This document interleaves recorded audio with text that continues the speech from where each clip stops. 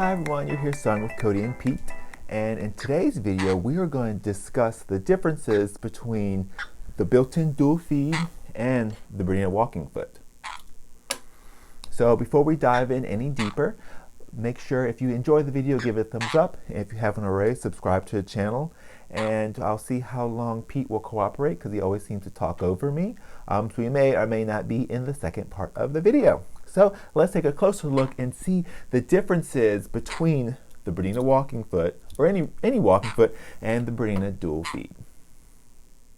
Alright, so here we've got the BERNINA 770 Plus with the built-in dual feed.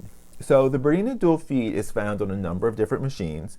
We first find it on the BERNINA 570, the new generation 570, not the older 570. And then we see it on the BERNINA 770, I'm sorry, so the 570, the 590, the 770, 790, and 880. Hopefully we'll see it on more machines in the future, but those are the BERNINA machines that currently have the built-in dual feed. So if you're familiar at all with a walking foot, you know you've got feed dogs on the top from the foot, and then we've always got feed dogs built into the bottom of the machine. And the feed dog is what's responsible for pulling the fabric through the machine, like underneath the foot. However, when we've got multiple layers of fabric, we aren't really able to, the machine's not really able to pull all those layers at the same exact rate, because the only fabric that's coming in contact with your feed dogs, which is moving the fabric, is really that bottom layer. So if you've got 2, 3, 4 layers of fabric, especially like since we're quilters and we've always got a layer of batting and 2 layers of fabric, it's not always going to pull every layer of fabric evenly. So if you've ever cut 2 pieces of fabric the same length and sewn them together without pinning or anything, and when you're done, you find you've got more fabric on the top than you do at the bottom. And that's because that bottom layer of fabric was being pulled at a faster rate than the top layer of fabric, because that top layer or top layers are just kind of along for the ride.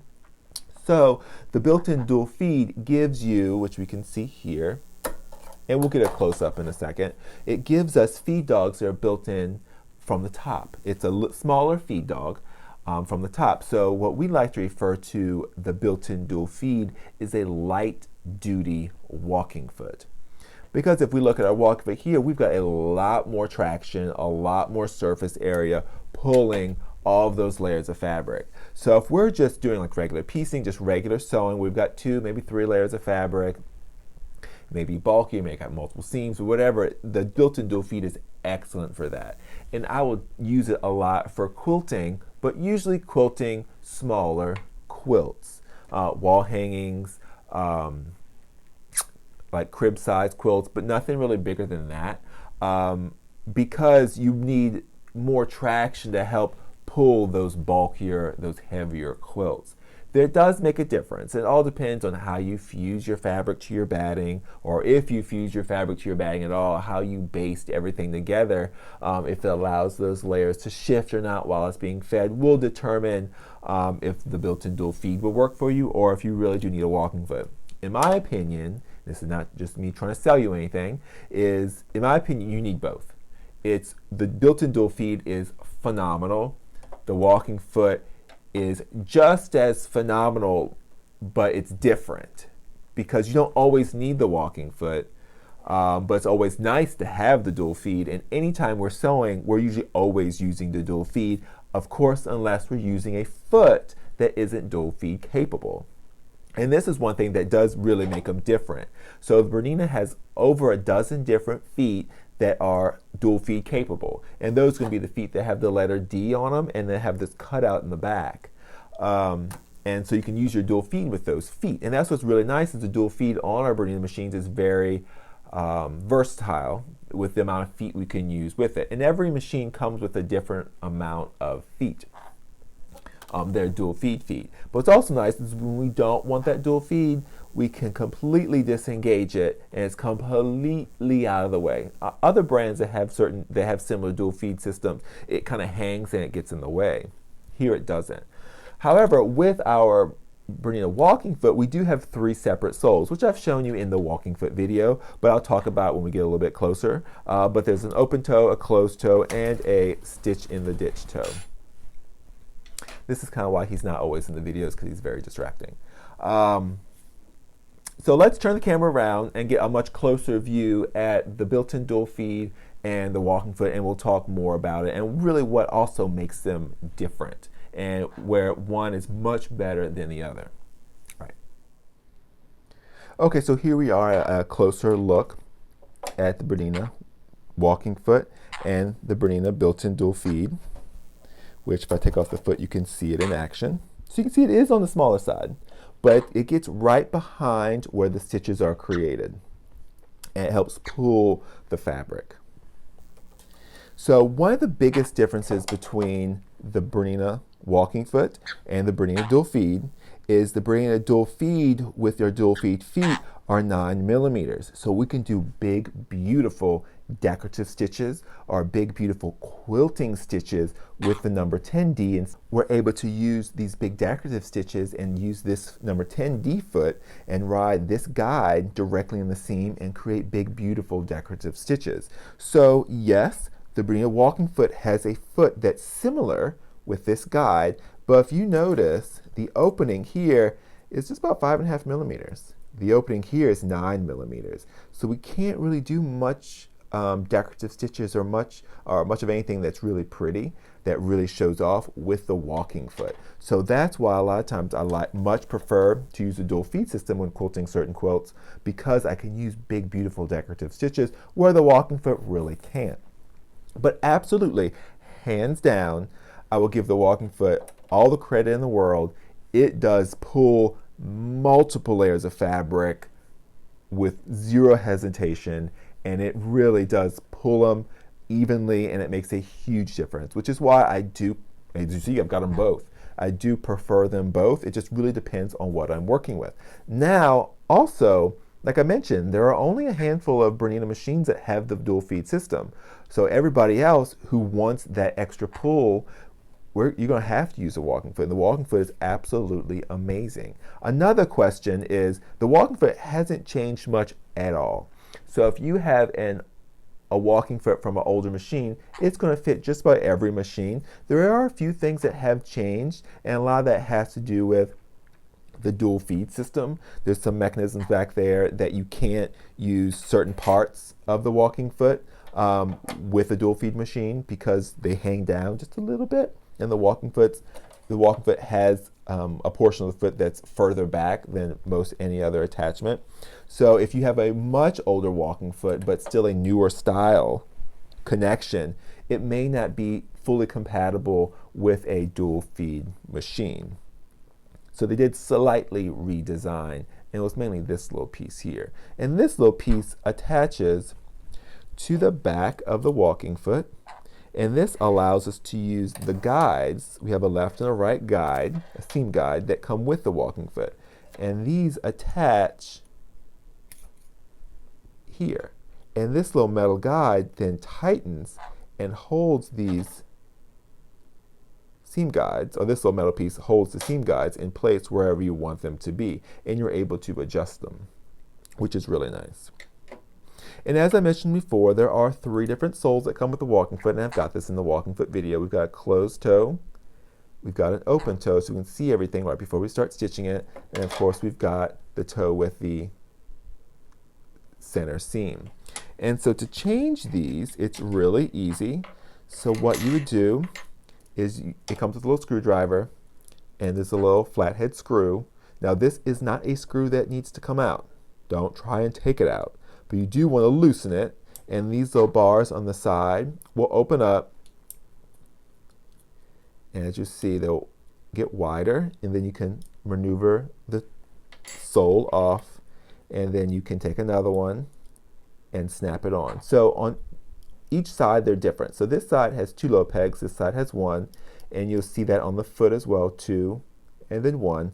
I find that it's easier to put the side with the 2 on, then it kind of stabilizes it, and then I can tighten this, but not all the way, kind of find its other little hole, and then tighten it the rest of the way until it stops. No need to overdo it either way. And that's it. So the walking foot's extremely easy to change and work with. And so to put the walking foot on, what you would do is you always want to come from the right side of the machine. And that's because the walking foot has this little cutout right here. So the little cone where the foot attaches can slide right in there. So the first thing you need to do is you need to wrap this piece around the needle bar, well, the screw bar that holds the needle in. So we're going to come here, put it there first, and then straighten out the walking foot, and then slide it right onto that cone, and then bring the little lever down. And that's it. So that's how you attach it. And the dual feet attach just like any other foot, but to engage and to disengage the dual feed, if you put your hand behind the machine, there's only one thing back there that's sticking out, is the dual feed. So you can easily just bring that down, and then it's engaged. And then if you want to disengage it, you just take it. So you're going to pinch it. You don't have to actually pinch it, but you're just going to hold on to it. And you're going to bring it straight down towards the machine. And then back a little bit, and it'll naturally want to go backwards. Help it up, don't let it shoot up, because you don't want to break anything. So it is easier to put your dual feed foot on first, and then to engage the dual feed. But always remember that you want to make sure that your foot is all the way up and not down. So if your foot was down and I tried to engage the dual feed, it's just going to hit. Now there are some instances, I think it has to do with using the needle threader and different things, where the foot will come up, but it won't come up this high. So the foot may be a little bit lower, so when you go to engage the dual feed, it wants to scrape your stitch plate. So if you start bringing down your dual feed and you're finding it wants to scrape the stitch plate, stop, because you don't want to scrape up your stitch plate. Stop and lower, and then raise the foot. And then it'll bring the foot all the way up, and then you can engage your dual feed. It's as simple as that. And once you have it engaged, you're good to go. So like I mentioned before, the dual feed is what we would like to refer to as a light duty walking foot. And that's mainly because, and we use the word walking foot because a lot of people understand what a walking foot is to some degree, because every machine has one that's available for it, no matter what brand it is. And so people understand how it kind of works, but when you say dual feed, that makes no sense at all. So the dual feed just means two feed dogs. So you got feed dogs up here and feed dogs down here. Dual meaning, two, and feed meaning feeding systems. So this is a light duty walking foot. This is really designed for everyday use. But if you are working with a knit, you want a walking foot. If you are working with a velvet or anything that has a really big pile, like toweling, minky, cuddle, fur, you're going to want to use a walking foot. The dual feed is not enough. So the dual feed will work for the majority of your sewing for the average person. But if you are a costume person who deals with all different types of fun and crazy fabrics, you want a walking foot. You deal with any type of knit, you want a walking foot.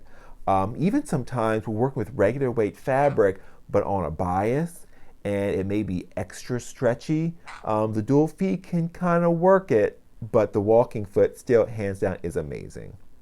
Truly is.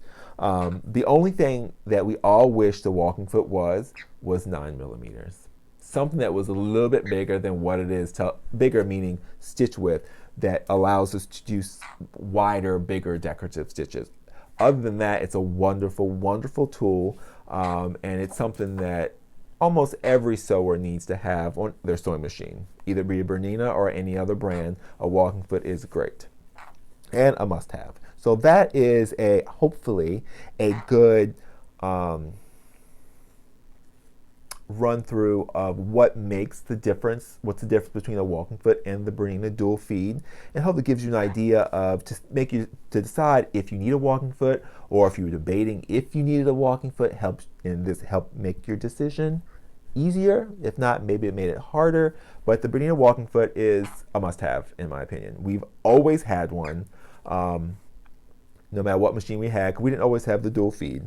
So again, hope you enjoyed the video. If you enjoyed it, give it a thumbs up. Hopefully Pete's talking down here didn't ruin the video, but people have been asking to see more of Pete, and here he is. And if you like the video, give it a thumbs up, subscribe to the channel, check out the merchant shop because the proceeds go to help the channel and bring you more stuff. And as always, happy sewing.